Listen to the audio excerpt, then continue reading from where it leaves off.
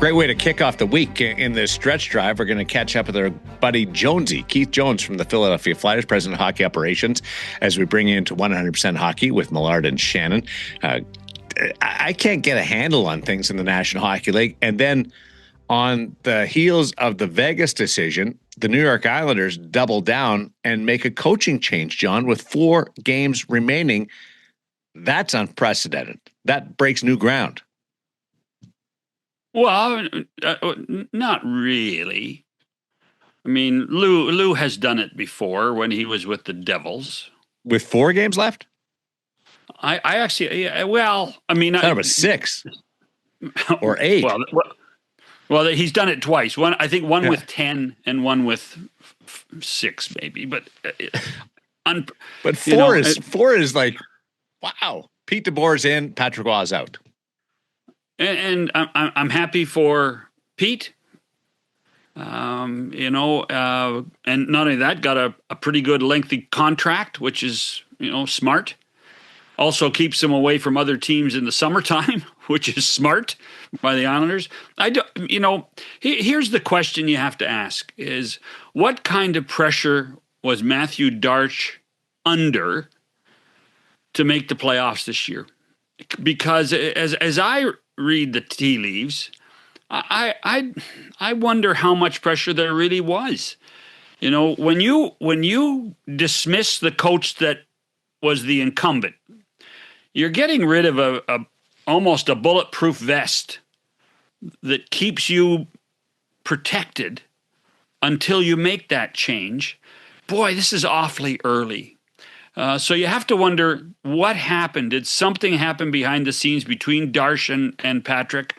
There was a lot of speculation when Darche took over that he was going to make the coaching change, because I think people assumed that because that's what managers do.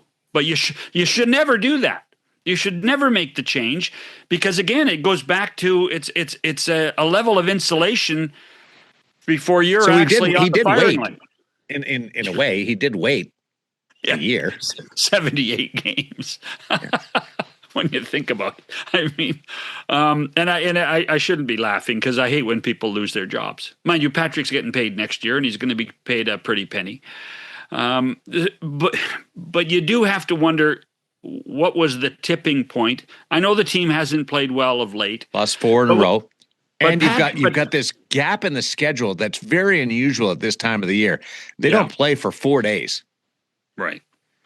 But gosh, so we're talking the 4-game bump to get the Islanders back to the playoffs? Whatever it takes. Vegas has won 3 in a row under John Tortorella. If the New York Islanders do that under Pete DeBoer, they get in. In theory, they could get in, yeah. If they win 4 in a row, they could get in. They're right there. They're a point out. Yes, but that's they only had only 4 games, and when you look at Ottawa or you look at Philadelphia, because they're chasing 2 teams, two spots. But that's right. They're chasing either third in the Metro or they're chasing a wild card spot. So from that perspective, you do wonder. How and it sounds silly to say, but when you talk about progression, you talk about building a team like we're going to talk with Keith about, because there's been a ton of patience in Philadelphia over the last 3 or 4 seasons. The question becomes are the Islanders that impatient at this time of year to make the playoffs? Is it that important at this time of year when you consider and how much of a factor is it the Rangers and the Devils aren't in the playoffs? I don't think that's a factor at all. Well, except that all those teams are rivals, and if the Islanders can have the tri-state stage to themselves, is that important? Because here's the deal. The Islanders are in a different place in their development than the Philadelphia Flyers. They made the playoffs 2 years ago under Patrick Waugh. They thought they should have made the playoffs last year and fell back. Now it worked out for them. Their goaltending wasn't healthy last year. Yeah, and then they just did a reset, and they thought they would be back in it this year. Yeah,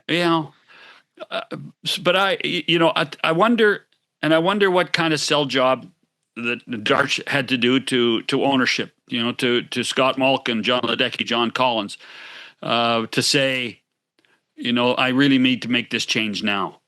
I was dumbfounded.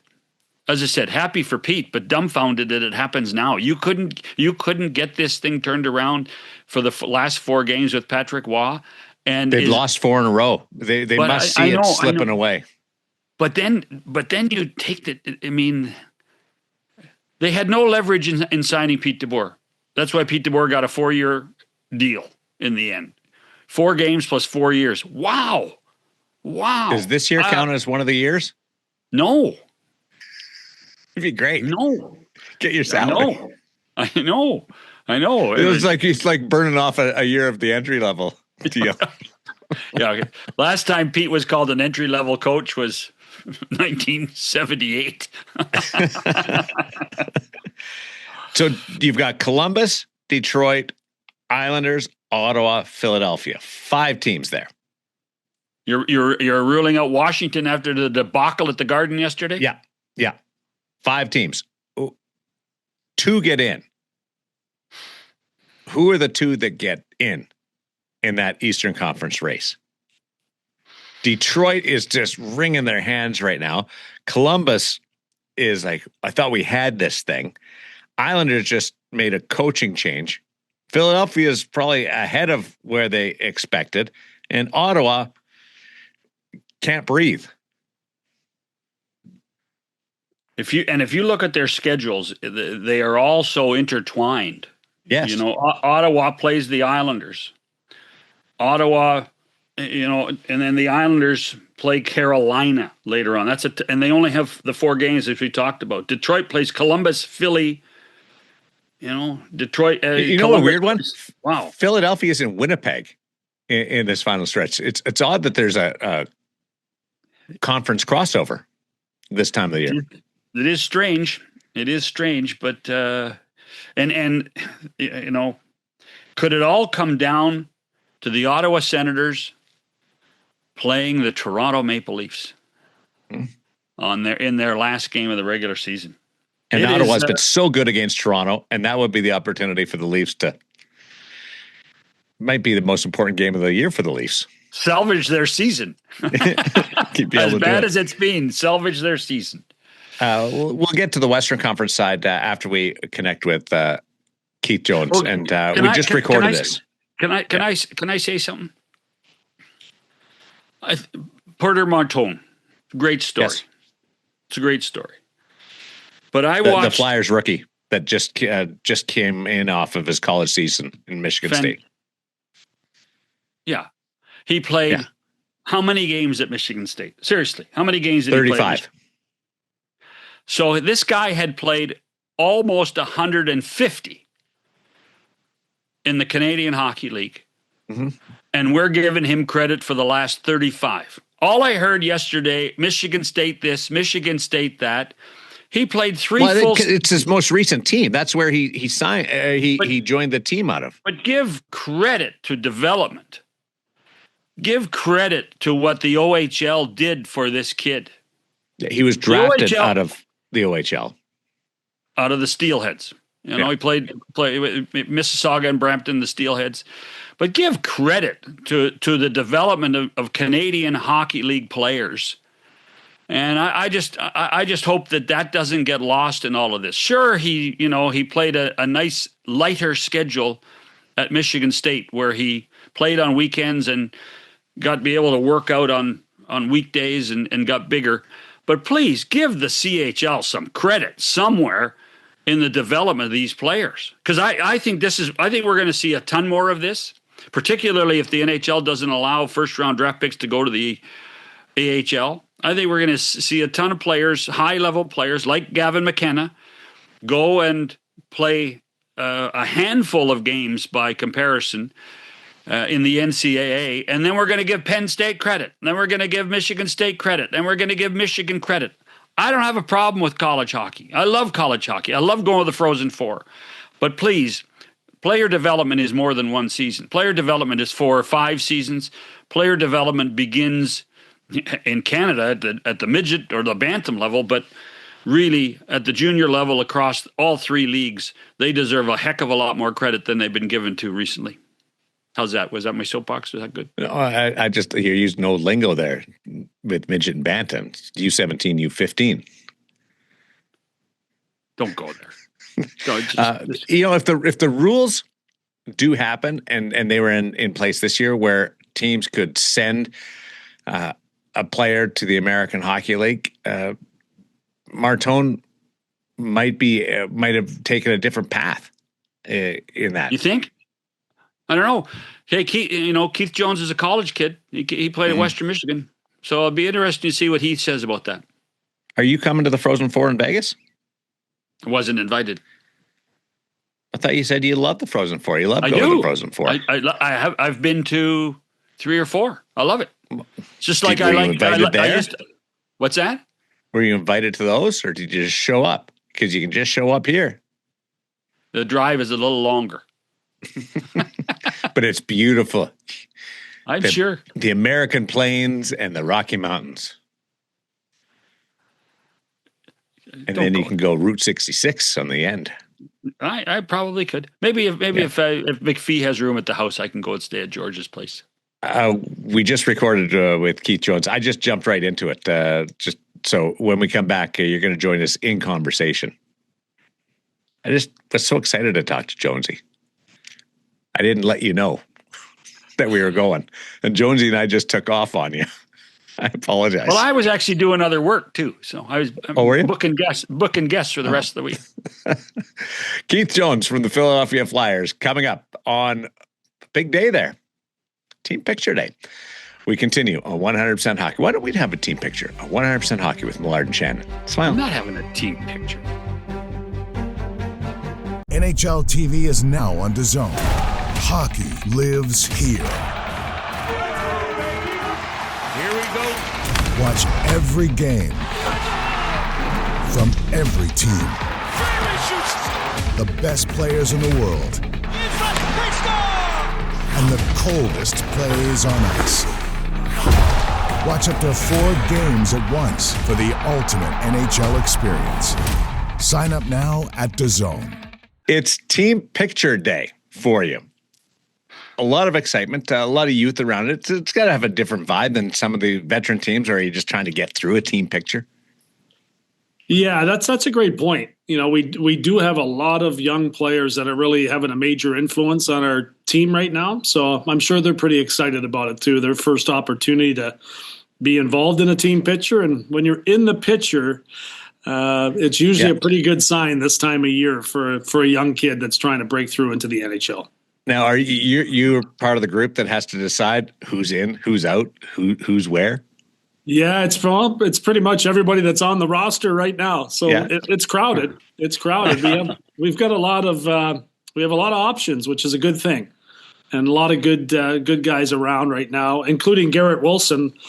Our tough guy that's done a great job in the minors for us over the last 5 years. He's had a lot of pull with our young kids, and he's done a great job. They really gravitate to him, so it's nice to have him around too as another option to put in the lineup. All right, let's get going. I thought we were going. Oh, we were? Yeah. Oh. Do you want to join in? I'm the old guy. Can I join in? Yeah, yes. Thanks. So how many times in the last 3 weeks have you thought we're out or we're in? I honestly try to stay away from it, John. Like, when you have a young team, the last thing you want to do is look past the next game. So it's obviously something that's on your mind, but it is a focus of mine to just stay in the moment. And I think our guys have done a pretty good job of that. But it's definitely a lot more exciting than it was last year when we were, sitting that 4th from the bottom and wondering where we were going to be selecting with the draft. So it's definitely different this year, but I think our guys have done a really good job of staying focused and looking at the next game. When you look at the balance, and talked about this a little bit, he wants to compete. He wants to like speed it up, and you guys are like, hey, it's okay, we're all good. Where's the balance in that you found? You just want the team to grow, and you want your young players to really feel like they're a part of it. In order to do that, you have to contribute, and they've been doing that. So I think Talk's done a really good job of implementing some of the young guys into the lineup and giving them a moment to reset, watch a couple games in the stands. He did it with Alex Bump last week. Denver Barkey's done it the last couple of games. Both players are, really important pieces of our future. And both guys, when they jump back in the lineup, contribute consistently. So I think that's part of the balancing act. And I think that Talk's done a really good job with a lot of our younger players and helping them along as they get their careers started. But our focus is on winning the next game, but also from a big picture perspective, it's giving our kids an opportunity to play in important games. And they've done a really good job of that with some help, obviously, from our veteran players who are being asked to do a lot with a younger lineup. So obviously the big story right now is the arrival of Porter Martone, and then you take a look at the overtime goal he scored yesterday. I'm just curious, over the last 10 days when you knew he was coming, once Michigan State was eliminated, did you worry about it becoming a distraction for the guys that are actually on the roster right now? And how do you manage that? Yeah, it wasn't a concern with him. We were kind of fortunate last year when he played over in the World Championships. He played with Travis Konechny, Travis Sanheim, Tyson Forrester, and they all loved the kid. We were pretty shocked when he was still available at pick number 6, and very fortunate that he was. Because he had a level of maturity that was outstanding, leadership qualities you can really get a sense of when you speak with him and watch him interact with his teammates. So there was not a concern. We expected him to seamlessly fit into our lineup. We were happy that he elected to go to Michigan State for the start of the year because he would have made our team out of training camp. And to give him the opportunity to continue to develop, strengthen, find his way at the college level, have a 50-point season as a freshman. It's pretty impressive, the work that this kid has put in over the year and taken full advantage of the developmental path that he chose. The only reason I ask is that the game where he arrived and signed, and he's up there sitting with you and Danny and Dan, the game's going on, and it almost became and you're an old TV guy. It almost became a distraction to what the Flyers were trying to do, and I just wonder how that at some point, and he's on the scoreboard. I just wonder how that would affect the roster as it's constructed, and they're sitting on the bench wondering, well, hold on now, we got a game to play. Yeah, I think if you'd been a playoff team for multiple years and, you were sitting there in playoff position, that you might, look at it that way. But we're a team that's on the rise, and we're looking for more ammunition. And he's some of that ammunition. So I think our guys were excited that he was there. It's unique. It's not often that you have a player that your players are anticipating his arrival. The game against Michigan State, Wisconsin, was on prior to our game against the Red Wings. And our guys were, as disappointed as they were for him, were pretty excited that Wisconsin won in overtime. So that kind of tells the story on where our players felt like he was, as far as his readiness to help. And so far he's proven to be ready to contribute. He's done a great job. I like this play off the wall yesterday that led to the Dvorak goal.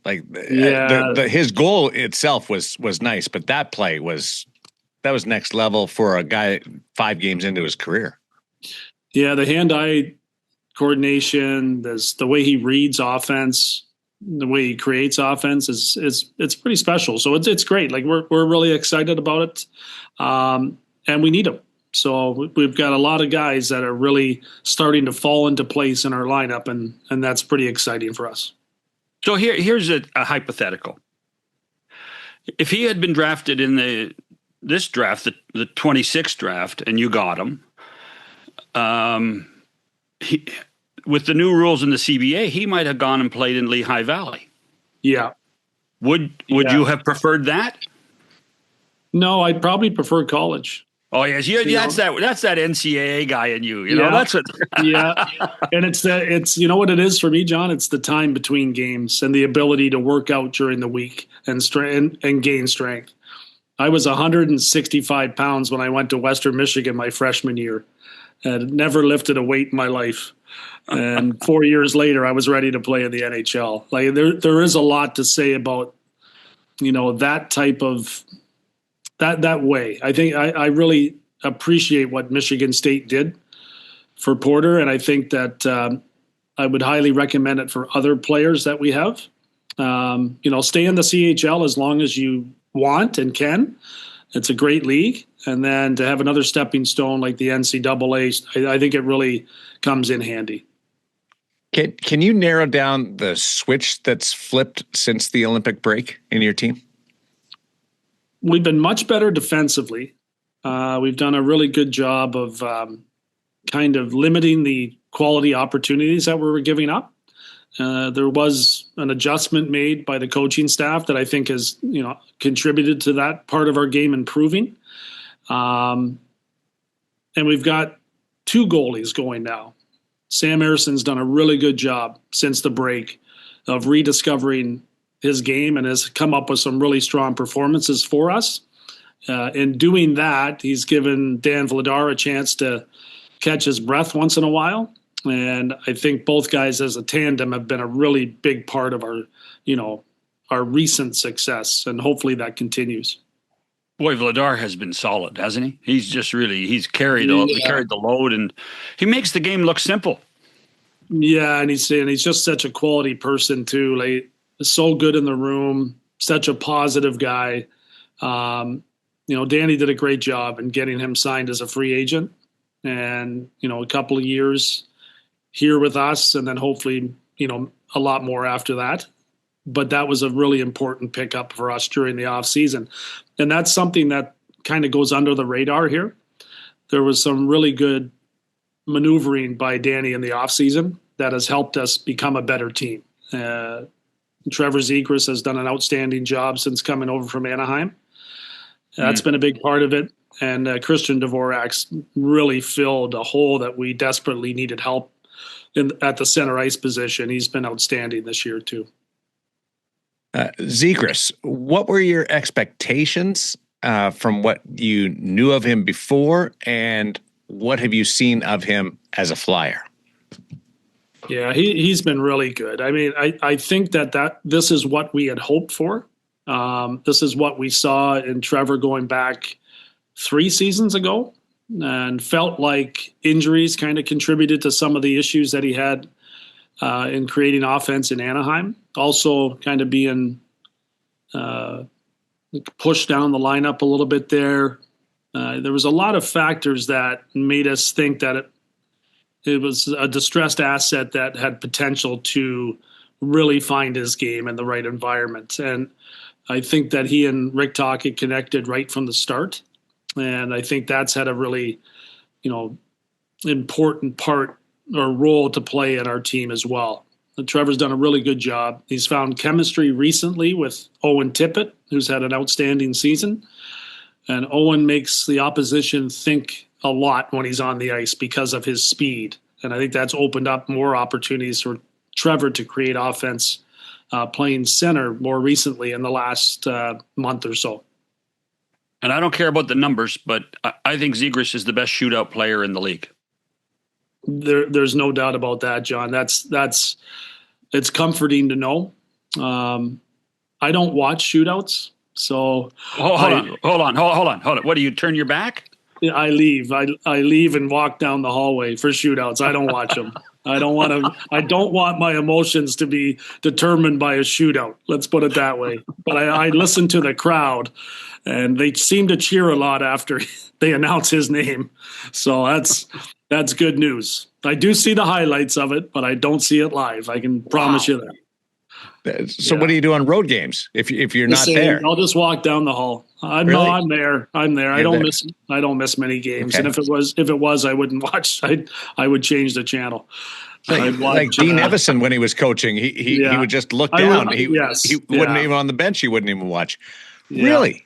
Yeah, I don't want to come away from a game that our team played well and lost in a shootout and feel upset. So that's why I don't watch. So there are two guys on your team that were affected by the Olympics. One was a guy who didn't get picked to the team who had been on the Four Nations. The other guy was a defenseman that I think has played so well since the Olympics. And so with what Travis Konecny's gone through and what Travis Sanheim has done, they've had a huge effect on what the Flyers are since the Olympic break, haven't they? Yeah, it's there was positives in not going for TK because he rested and came back full of energy and has done a great job for us. And he's asked to do a lot as far as, helping the younger guys and also still contributing at a consistent basis offensively. So that's been a huge thing. And Sanheim just continues to impress. He's moved over to his strong side with Ristolainen, and that pairing has really done an outstanding job in shutting down the best lines of the opposition and still creating offense at the same time. So his skating's elite. I think everyone sees that. But his decision-making is becoming that as well. Peter DeBoer did a really good job in helping Travis take his game to another level. He was running the D with Canada over the Four Nations and the Olympics. And I think that Travis has benefited a lot from his coaching, and that's carried over here in his play. But he's taken it to another level since the Olympic break. He is very calm. There's games where you don't see Travis, and that's great news. I mean, that's like he's defending that well, that there's not something that you notice and go, oh man, he's just really consistently been a big time performer for us. And I think that's going to continue for the next number of years that he's with us. But he seems to be carrying the puck more too. Yep. Yeah. He can do that. I think it's easier for him on his strong side to wheel behind the net and then just use those legs, his ability to separate from forecheckers, gain the red line with speed. And then he's also jumped in and been the late guy finding holes like he did. I think it was against the Islanders to score the fourth goal the other night on Long Island. And those are the types of things that he's done. His point totals are excellent. He's over 10, or he's in double digits for goals now from the back end. And, he's pretty much doing it all for us. And obviously we're really pleased about that. I want to pick up on something, but we'll take a break with Keith Jones from the Philadelphia Flyers next on 100% Hockey with Millard and Shannon. Car shopping should be exciting, not exhausting. That's where Car Gurus comes in. They have advanced search tools, unbiased deal ratings, and price history, so you know a great deal when you see one. It's no wonder that Car Gurus is the #1 rated car shopping app in Canada. When you're car shopping on your phone, it shouldn't be a maze. You need to see all the information. With the Car Gurus app, you can. Powerful search tools that you see deal ratings, price history, and dealer reviews on listings all in one place. And you can turn on real-time price drop alerts so you never miss a great deal.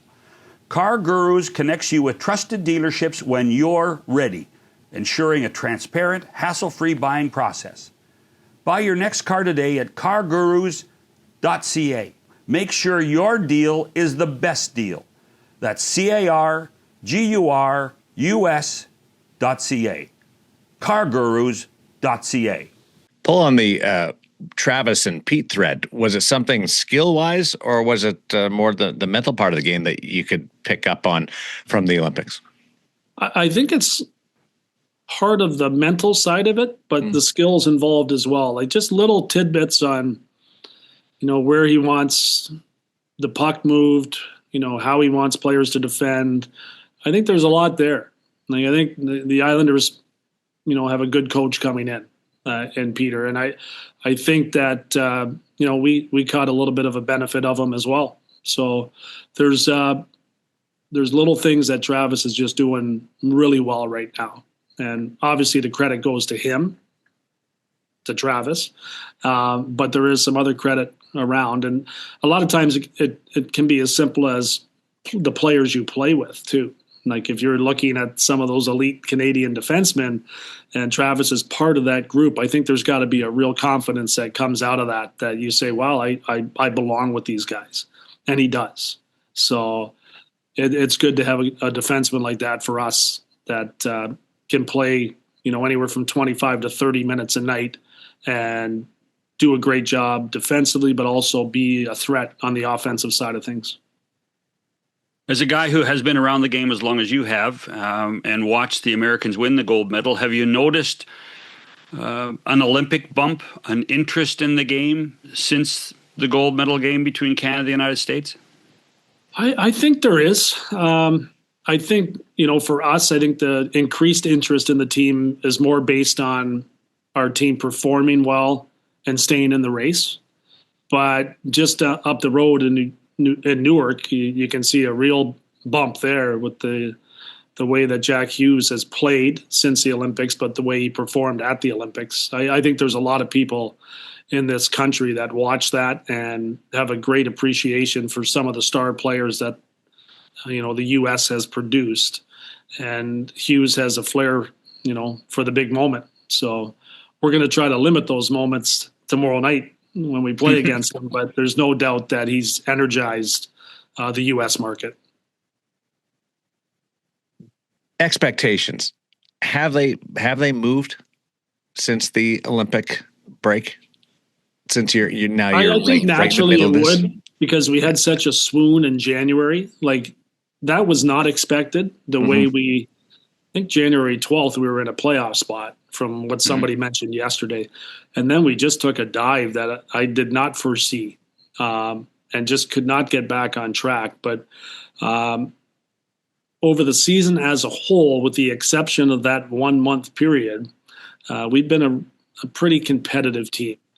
And we get a lot of compliments from other teams on how well and how hard our guys work and how difficult we are to play against. And that's a great compliment. It gives us confidence that we're on the right track.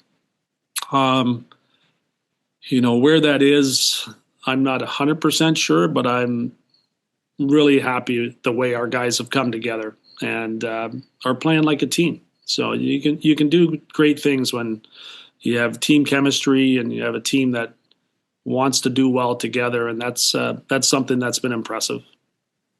Prior to the trade deadline, there was tons of rumors, as there always is, about guys being moved. One of the guys near the top of the list was Rasmus Ristolainen. And he's, I checked yesterday, he's still playing for the Flyers.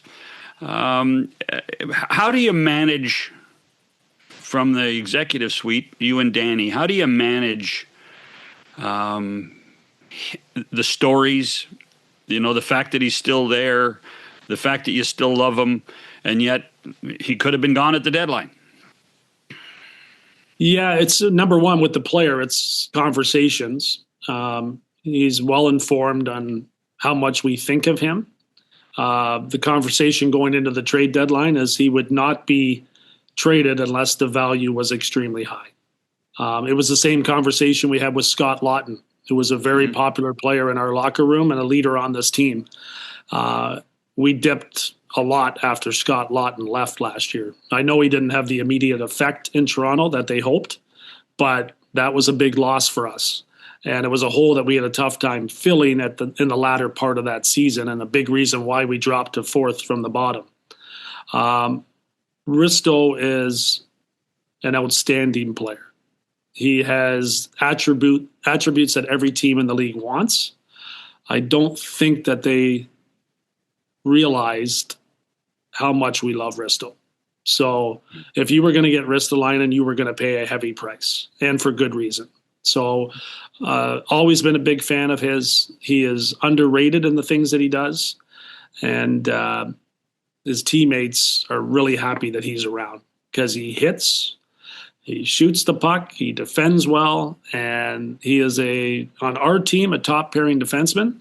And I think he would be in that position on most teams in the NHL who covet right-handed shooting defensemen that are 6'4" or 5" and hit.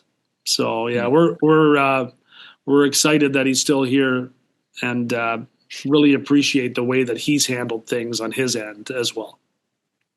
Owen Tippett was a guy that in junior we never talked about his speed or his skating because it was always the shot. He could score from anywhere in the zone, from distance or in tight.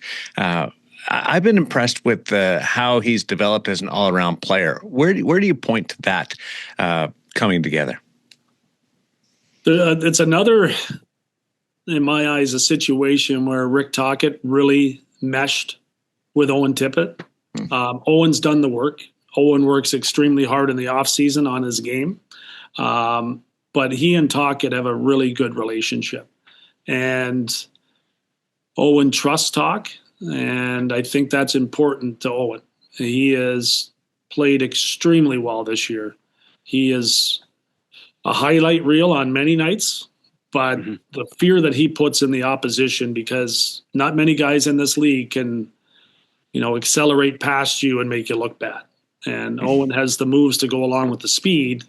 One-on-one, he's probably in the top 5 in the league as far as dangerous players on the rush. So yeah, we're really thrilled with him. He's another guy that we really like for good reason. And he's under contract for a long time, and we're happy about that too. So he's just a really good guy to have around. And when you watch him from above, it's exciting. Like when he starts going up the ice, I think it was he and Sanheim teamed up for the goal against the Islanders, the two of them on the rush, and they can both fly. So yeah. It was great to see. And those are the type of goals that he's scored all season long for us. I think he's knocking on the door for 30, and that's what we expect him to be. I think there's probably another level to get to, but right now we're really comfortable with everything that Owen's done and the way he's contributed to the team.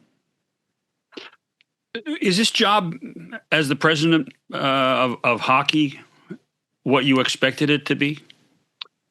Yeah, it is, John. It's the difference is, and you guys are in the media, and I was in there for a long time. You don't take the game home with you when you're doing TV or radio.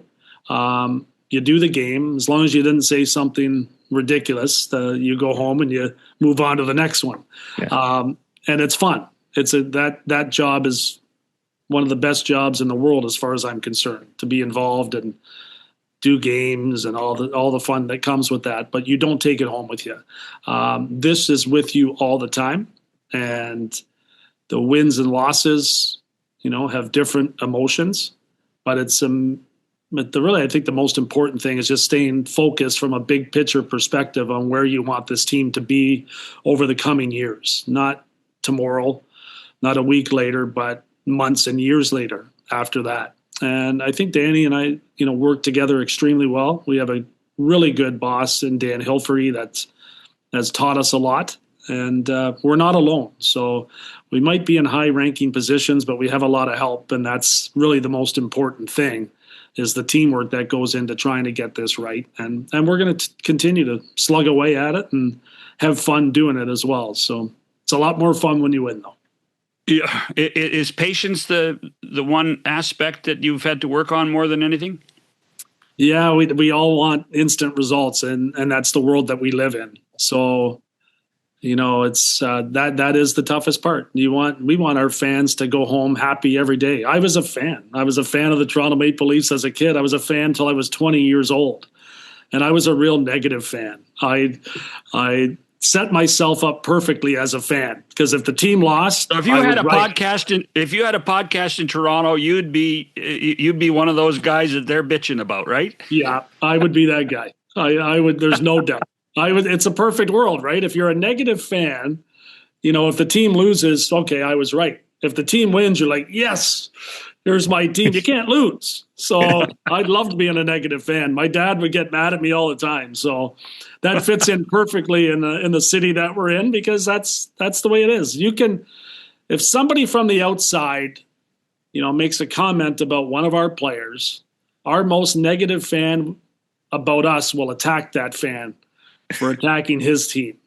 So that's what you need to know about Philadelphia. If you know that, you'll be fine and you'll be able to survive. If you don't understand it, it could affect you. And that's something that we have to remind everybody in our organization, is to embrace all fans, even the ones that on any given day might not be happy. Just be happy you have fans. Just have you taught Rick some patience? It's coming. It's coming. He's the best. Oh yeah, he is. Yeah. How would you describe this playoff race? What you're looking at in the standings right now? Yeah, it's obviously very tight. It's going to change on a daily basis. I would look at it like kind of the way we approached coming into this week was a 7-game playoff series. There's going to be ups and there's going to be downs, but we have to quickly recover. This is where you need short-term memory. You're going to have some difficult situations that you have to get through, and it's going to change by the moment. And, if you think back to playoff series that you were involved in, from any of us, and from Danny to myself to Talk to anybody in this organization, there's different emotions that come with being up 2-0 in a series, being down 2-0 in a series.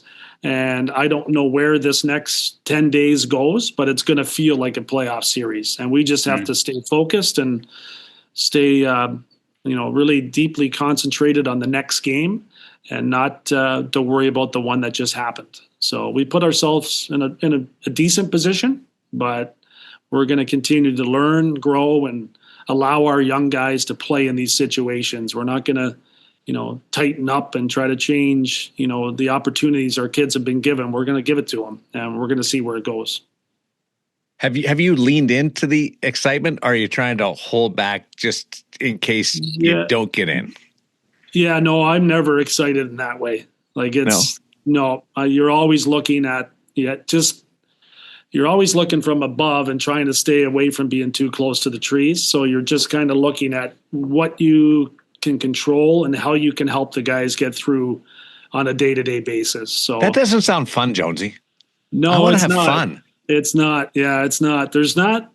That part's different for sure. Yeah. No, it's work, but it's. You were like that as a player.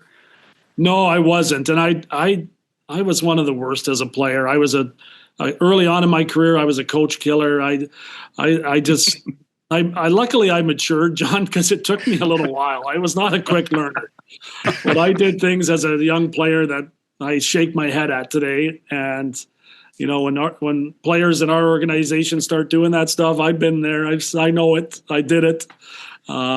There's certain levels of maturity that come with time, and not everybody arrives in the same place at the same moment. So that's where experience can help you a little bit. Do you tell those players, look, I did this?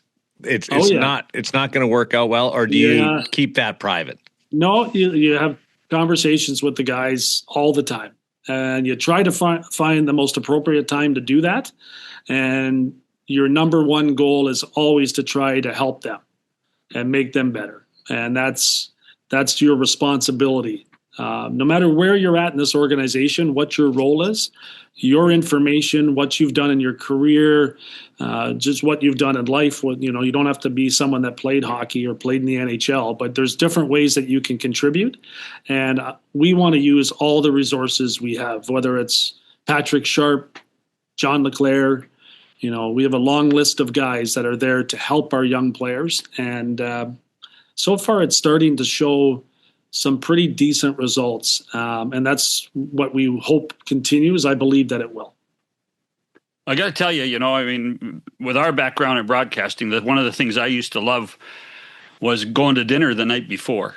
It was always fun, tell stories, get a little work done, talk about the game. But I got to think that a dinner tonight with Tocchet, Briere, Jones, LeClaire, and Sharp would be a Hall of Fame night. It would be a little bit. It would be a little bit. There'd be a lot of fun at that table. I'd be there to buy the dinner. We'd let them do the Hall of Fame talking. No. Trust me, that's why you're invited. It's 100%. Talk's still trying to get a dinner out of me right now. I won't do it for him. I said, I can't change now. Don't want to break the luck. That's exactly it. Stick to that. Jonesy, congratulations.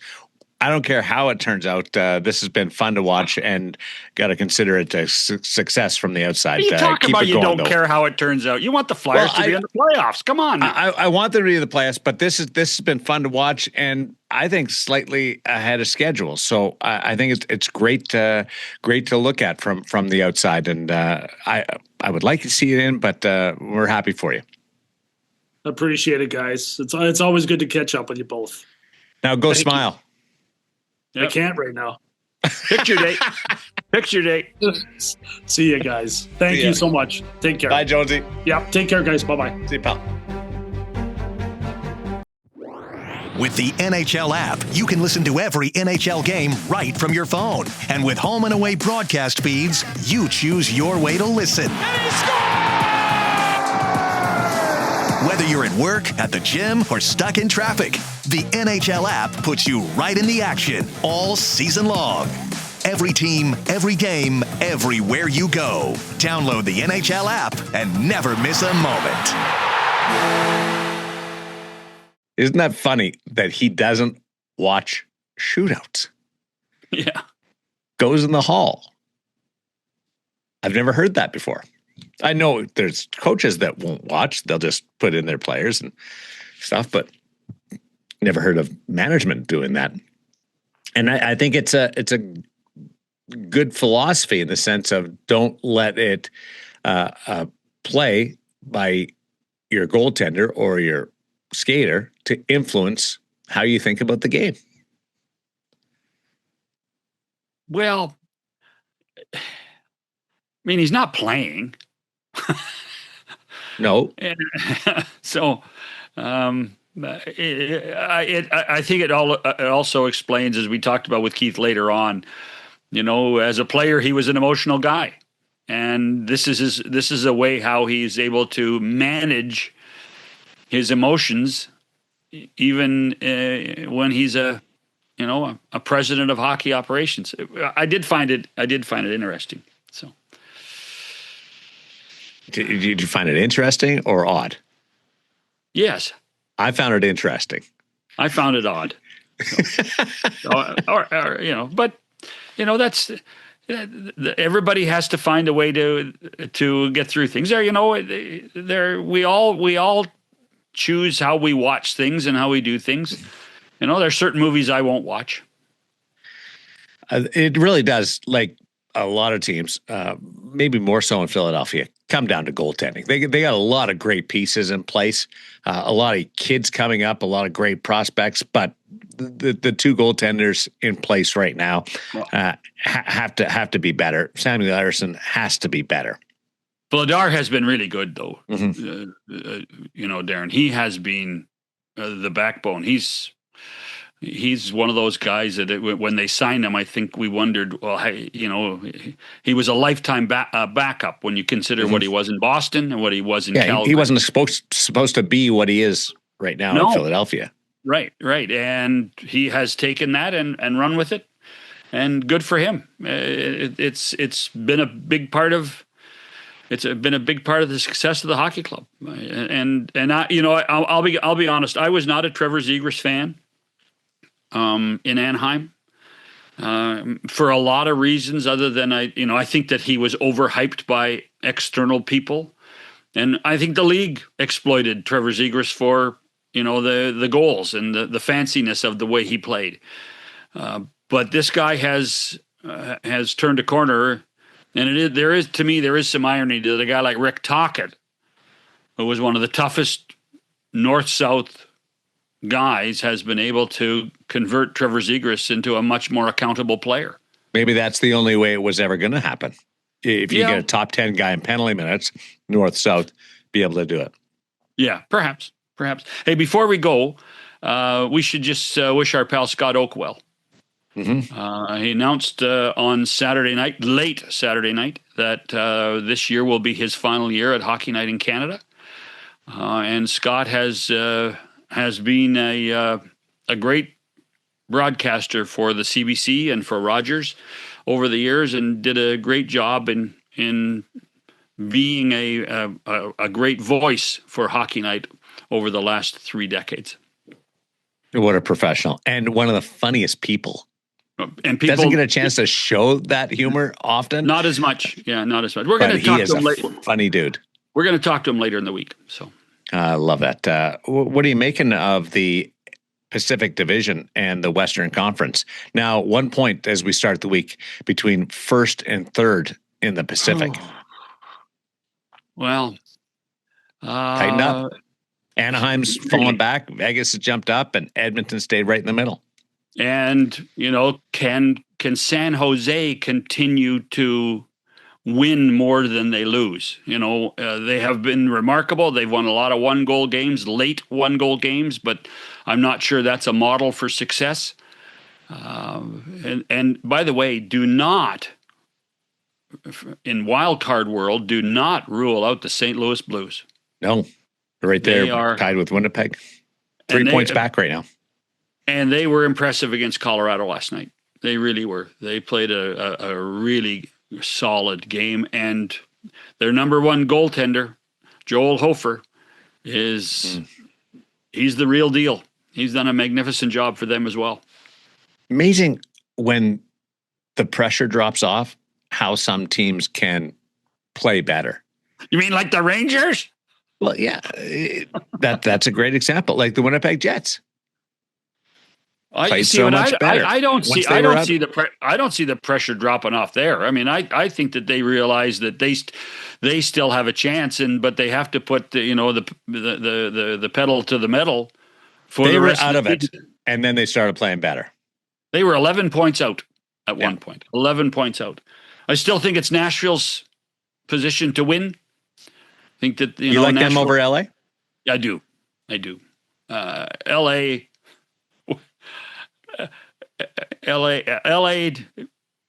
Gosh, they give you heart palpitations.